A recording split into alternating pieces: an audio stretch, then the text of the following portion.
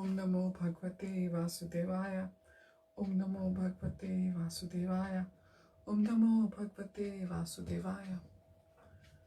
Welcome all to today's reading from Brilliant as the Sun, a retelling of Srimad Bhagavatam, Canto 6, Divine Protection. We're reading from chapter 7, Daksha meets Lord Vishnu. Chapter 4, Daksha meets Lord Vishnu. Mukham karoti vachalam, pangum langhayate girim, yat kripa tamham vande Shri Gurum Dinatarinam Paramananda Madhavam Shri Chaitanya Ishwaram Hari Om Tat Sat. Verse 32. There is but one truth seen and understood variously by various thinkers. Daksha prayed. These speculative philosophers form two principal parties, theists and atheists. The mystic yogis accept there is a supreme Lord, but because they try to know him by their own efforts, they can only realize the supersoul. The Sankhya speculators are atheists who merely analyze matter, thinking it to be the ultimate cause of the universe.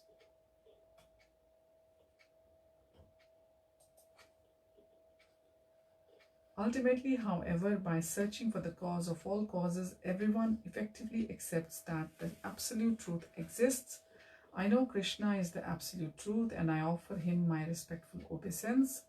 Verse 33. Although he has no material name, form or pastimes, he pervades the entire material universe by his inconceivable greatness. Out of kindness to his devotees, he manifests his spiritual names, forms and pastimes in the material world.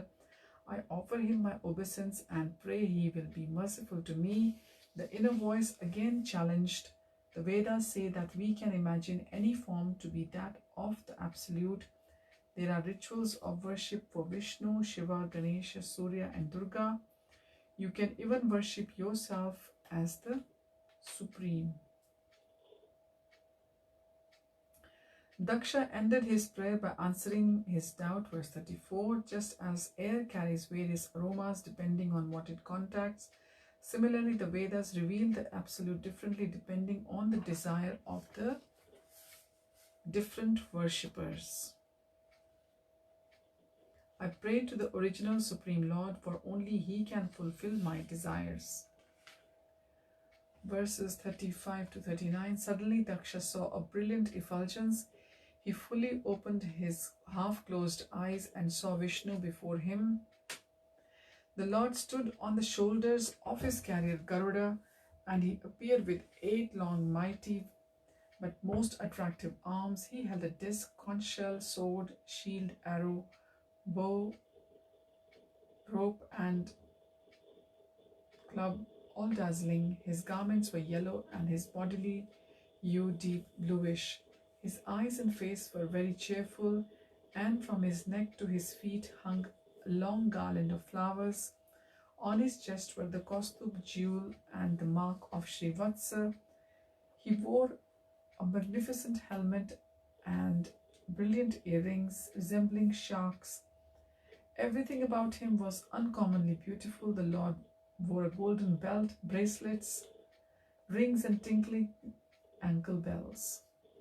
Daksha marveled at the sight. Lord Hari, who attracts all living entities throughout the worlds, was here accompanied by great devotees like Narad, his Vaikuntha attendant Nanda and all the principal gods, led by the heavenly king Indra. Residents of the upper planetary system such as Siddhalok, Gandharvalok and Charanlok surrounded him, continuously offering him prayers. Verses 40 to 41. Daksha at first overwhelmed by this fabulous vision, stepped back fearfully. Realizing that it was the Supreme Lord, he fell to the ground like a stick, his senses suffused with pleasure like rivers filled with water flowing from a mountain. Choked with ecstasy, he could not utter a word. Verses 42 to 44.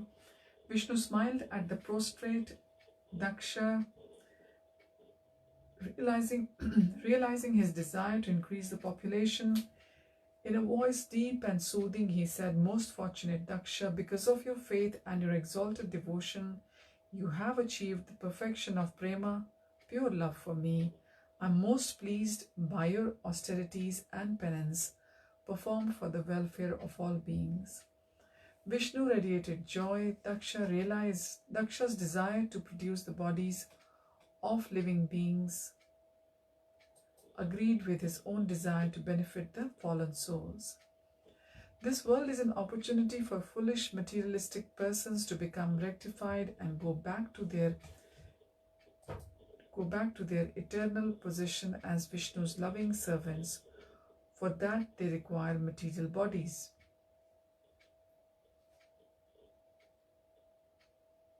Verses 45 to 46. The Lord said that all the Prajapatis and chief gods, including Daksha himself, who were working for the good of the living beings, were expansions of his personal qualities. My dear Brahmin, meditation is my heart, Vedic knowledge makes up my body, and spiritual activities and ecstatic emotions are my act. I'll repeat.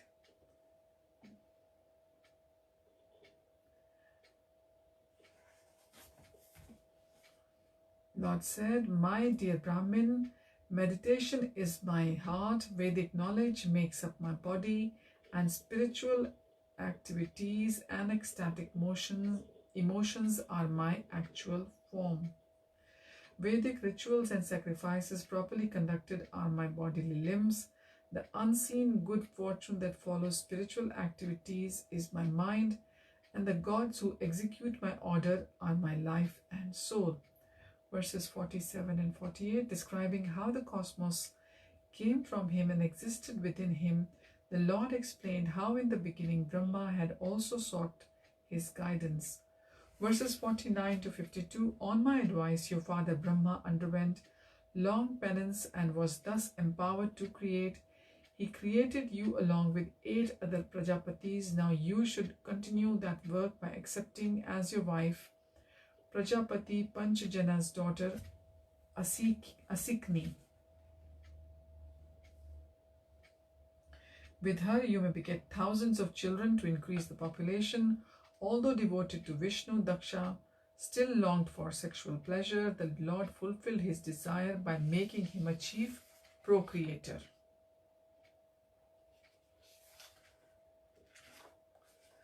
Verse 53, Vishnu said, "You will beget many hundreds and thousands of children like you. They will be captivated by my Maya potency and engage in sexual intercourse. Thus, they too will populate the world. However, by my grace, they will not forget me and will engage in devotional service as you have done." Verse 54, Vishnu then disappeared, leaving Daksha standing in amazement. Had he really seen the Lord, or was it just a dream? So this brings us to the end of chapter 4. Daksha meets Lord Vishnu. Next time we'll begin chapter 5. Daksha curses sage Narad. So this was a short reading for today. Thank you for joining. Hare Om Tat Sat. Hare Krishna.